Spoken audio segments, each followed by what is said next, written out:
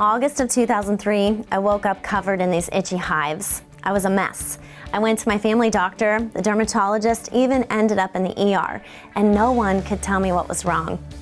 3 weeks later, still dealing with this, I went back to my doctor and she said, "Christina, what's going on in your life that might be causing you some stress?" And I literally laughed out loud and said, "What would I have to be stressed about that I would not know how to manage?" And she said, "Good question."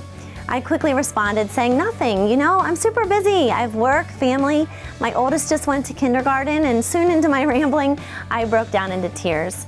And the hives that were covering my body quickly came to life. And in an instant, I was an itchy mess. My doctor said, "Christina, you're stressed. What are you doing to take care of yourself?" And sadly, I said, "Not a lot. I have 2 kids, young, I'm working full time, I'm running my business on the side, trying to keep up with my house, bills, laundry, cleaning. When is there any time for me?" The excuses behind my gut continued. I remember going up a waist size in my jeans, and it honestly ticked me off. I wasn't to my dad's size yet, but my path was clear. Every now and again, I'd pass on cookies or cake, thinking I was making some sort of progress, but my gut remained. And then I hit 30. My metabolism even slowed even further, and I was in trouble. I couldn't get the weight off. Finally, I was done. I gained the resolve I needed, and I said no more. I put a stake in the ground, and I said I cannot continue to live like this.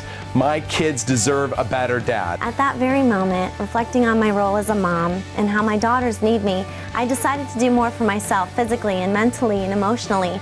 And with that, my doctor assured me that those itchy hives would go away. I went home that day and I plugged in my treadmill. Of course, it hadn't been used forever. And I walked for 30 minutes at a 3.5-mile pace. I even put the incline on 10, and that was really hard for me. Not only was I breathing heavy, but I had to hold on to the sides. I did this for a few weeks, every few days, and eventually the horrible itchy rash that took over my body and kept me up at night, wearing long sleeves in the heat of August, it went away, and thankfully it's never returned. I walked on the treadmill like that for 30 minutes a day, 5 days a week, for about 6 months, and I lost some weight. I actually lost 15 pounds during that first 6 months.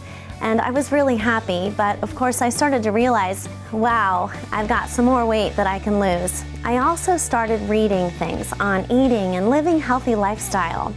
And in the spring of 2004, when the weather broke, I thought, I want to run outside. I want to get away from this treadmill. It wasn't easy, but I actually ran around the block. I continued running every few days, slow pace, just 30 minutes. And during my run, I thought about the me I wanted to be, how I wanted to look and feel, why being healthy was important to me. And I thought about, gosh, what will it be like to breathe easy during my run and feel light and fit, and maybe to even enjoy my jog. I knew that with just a minimal amount of research that it wasn't what you do in the gym, it's what you do outside of it. One of my secrets was to surround myself with others more successful than me, so that's exactly what I did. About 3 years of learning later, I was the most in shape of any of the guys at my high school reunions. My last birthday, I was in the best shape of my life, and the best part about it is that it's fairly effortless, as I understand what's going on in my body as I get older. And my friends continue to ask both of us, what do you eat, and how do you work out, and how do I teach my children, or how can you help me? After losing about 20 pounds, of course, I plateaued. So I started to eat more whole foods and a little less junk, and it worked. In the months and years that followed, of course, I kept up my exercise and I continued to make little changes to my diet. But one of the things that served me most was staying focused on the fit, healthy me that I wanted to be. Today, I weigh 45 pounds less than I did in August of 2003. I've lost 31% of my body weight.